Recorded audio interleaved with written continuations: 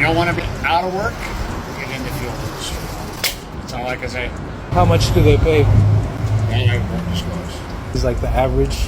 The average pay right now in our industry probably varies between, I'd say, $32 and $42 an hour. All right, so you work as a fuel hauler, right? Yeah, I haul gas.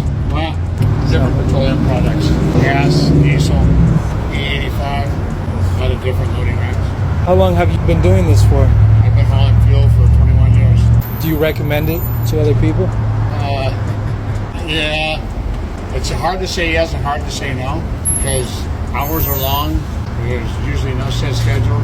It's 24/7, 365. We have a schedule, and if your schedule has you working on holiday, you work the holiday. It's a rotating. Our company's a rotating schedule. There's some of those companies that are different kinds of schedules, and there's some that are rotating schedules. Our particular company is a rotating schedule, but whatever your schedule is, if it falls on a holiday, you work. Rains, you work. Thank goodness in Southern California, we don't get snow and ice. Yeah. At least you get holiday pay. Yeah, we get a little bit. Get a little bit. Better than nothing.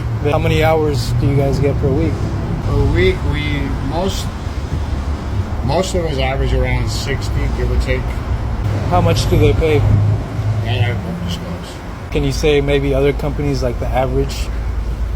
The average pay right now in our industry probably varies between, I'd say, $32 and $42 an hour. So you can make over 6 figures Yes. with the overtime and stuff. You guys get like any benefits? Yes. All right. Medical, dental, vision. They offer us some other miscellaneous benefits. Is it union? Are we union? Are you We're union? not. I don't know, to be honest with you, if there's any of the tanker companies that are. Most of the contractors like us aren't union. There's only a couple companies left for some of the road product, and that's 76 America. I'm not sure. I think one of them's union. I can't say for sure. You need a special license for this? Yes. Class A, right? Class A. To haul this, you need Class A with tanker and hazmat endorsements. And you need some experience, I'm assuming. Generally, most companies prefer you have at least driving experience. They'll show you how to load the truck. They like you to have a little bit of driving experience, so you at least know how to drive a truck. A lot of companies don't want to have to teach you how to drive as well as teach you how to drive a truck at the same time. So I'm sure these companies are always hiring drivers, experienced drivers. For the most part, because some guys they come in, they see the high hourly pay, and then when they come in and see how many hours they're working every day, it doesn't take long for some of them to just say, "That's not for me. It's not for me," because it's like five days a week, 12, 13, sometimes 14 hours a day.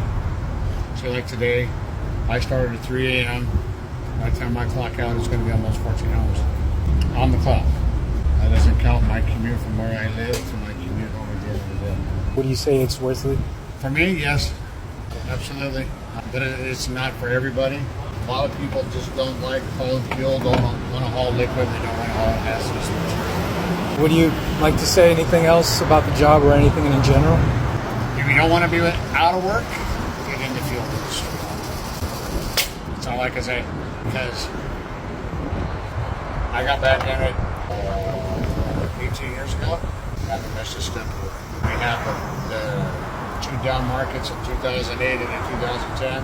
We have family members that had home foreclosed on, a business closed up. And in that same time, my wife and I bought a home because it didn't affect our industry, this industry here. Contrary, I better be careful here, contrary to what bureaucrats say, fossil fuels are not going away as quick as they think they are. Just stop playing it simple. Stop playing it simple. It's going to take fossil fuels to create the other fuels that is to make the parts for the cars. The United States can't even manufacture them. The United States, there's no place in the United States right now completely covering the manufacturing by all the batteries of electric cars that America needs in it. I don't know how high that percentage is, but it's a tremendous number, percentage where they're importing batteries wherever they get them, China or wherever.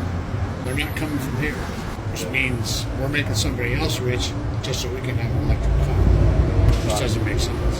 Thank you so much. I appreciate your time. You're welcome.